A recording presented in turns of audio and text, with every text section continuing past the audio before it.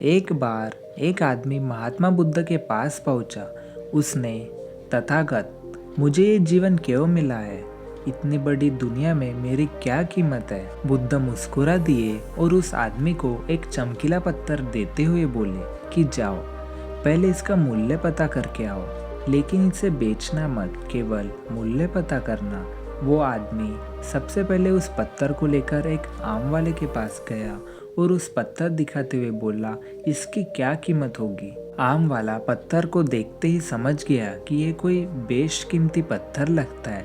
फिर भी वह बनावटी आवाज में बोला कि मैं इसके बदले में आपको 10 आम दे सकता हूँ। आदमी वहां से चला गया और एक सब्जी वाले के पास पहुंचा, जिसने कहा कि मैं इसके बदले में एक बोरी आलू दे सकता हूँ।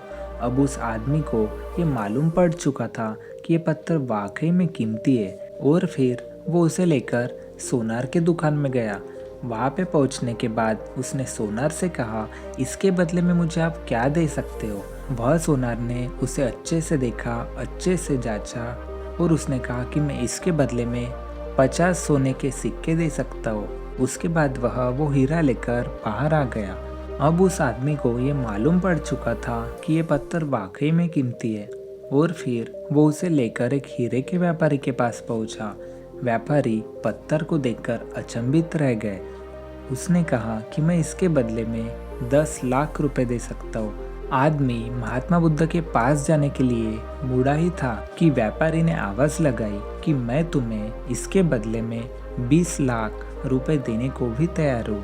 लेकिन आदमी नहीं रुका। व्यापारी ने गिड़गिड़ाते हुए फिर आवाज लगाई कि तुम मुझे बस वो हीरा दे दो, बदले में तुम जितना धन चाहो मैं देने के लिए तैयार हूँ। आदमी नहीं माना और महात्मा बुद्ध के पास लौट गया और उन्हें पत्थर वापस करते हुए पूरी कहानी सुनाई। बुद्ध मुस्कुरा कर बोले, आम वाले ने इसका मोल 10 आम लगाया, सब्जी वाले ने 1 बोरी आलू, और सोनार ने 20 सोने के सिक्के बताए, और हीरे के व्यापारी ने कहा कि ये अनमोल है। इस पत्थर के गुण जिसने जितने समझे उसने उतने मोल लगाए। ऐसा ही ये जीवन है। हर आदमी एक हीरे के समान है।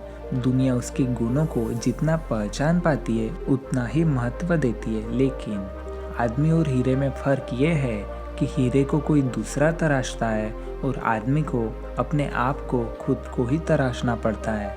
तुम भी अपने भीतर के गुणों को तराशो, तुम्हें पहचानने वाला भी कोई ना कोई मिल ही जाएगा। महात्मा बुद्ध की इस प्रेरक कहानी से हमें ये सीख मिलती है कि इंसान को उसके गुणों के आधार पर महत्व दिया जाता है।